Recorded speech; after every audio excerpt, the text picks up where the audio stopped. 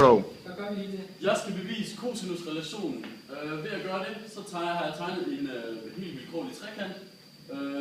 Og så har jeg tegnet en linje ned igennem for at få to retvinklede trekanter.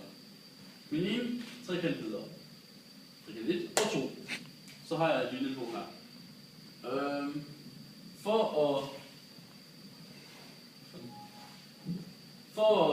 Så bruger jeg Pythagoras til den første trekant. Jeg kan lige skrive den første trekant her.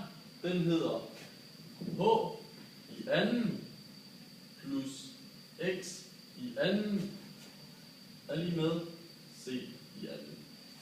Det er så den trekant, jeg har her. Min anden trekant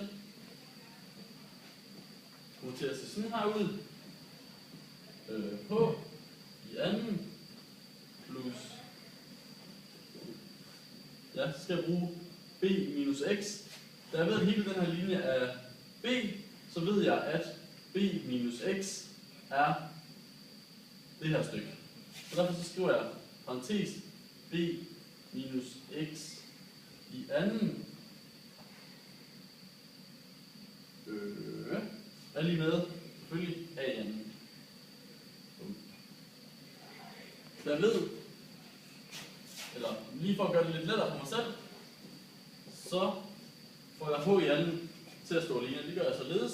H i anden er lige med x i anden minus c i anden. Det samme gør jeg hernede. Kommer til at stå h i anden er lige med a i anden minus v minus x i anden. Okay? Da jeg ved, at begge de her to giver h i anden, kan jeg stille dem op mod hinanden. Det gør jeg således, at vi kommer til at sige c i anden minus x i anden er lige med a i anden minus b minus x i anden her.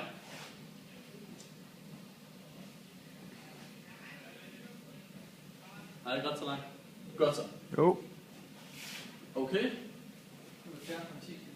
Nu vil jeg regne parentesen ud, og det gør jeg således. C i anden minus x i anden er lige med a i anden minus b i anden plus x i anden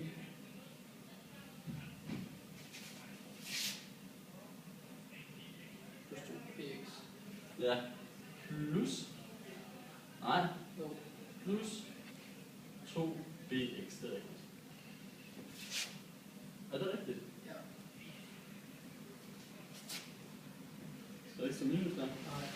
Okay, godt så langt så godt. Så kan jeg se, at på begge sider af mit lighedstegn, der har jeg x i anden, og det vil jeg sådan set gerne have væk. Så det kan jeg bare gøre på begge sider af lighedstegn. Bum. Så skriver jeg op, hvad jeg har tilbage. C i anden er lige med a i anden minus b i anden plus 2bx. Da jeg ikke ved, hvad x er, vil jeg gerne finde noget andet, som er det samme som x, som jeg kan sætte ind på x's plads. Det gør jeg ved at tage cosinus til vinklen c, og vi kan sige, det kan jeg lige skrive hernede under x, eller hvad hedder det for det? Det hedder cosinus c er lige med x divideret med a. Da jeg gerne vil have x til at stå på den anden side af lighedstegnet, kan jeg lave det her om til, hvad det er det samme. X er lige med cosinus, eller nu på den anden måde, a gange cosinus til c.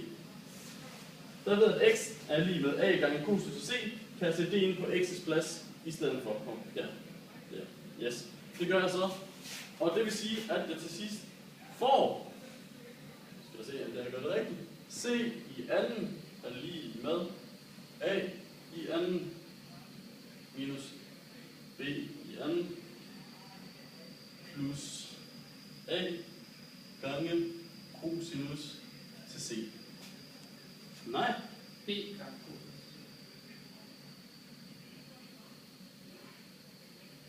Du skal også have B, A gange B, eller B gange A gange cosinus til C. Ja, undskyld, det er godt. B gange A gange cosinus til C. Så langt til det. Det er rigtigt. Der fik jeg bevist det. Med en lille smule hjælp. Bum, der har vi det. Beviset.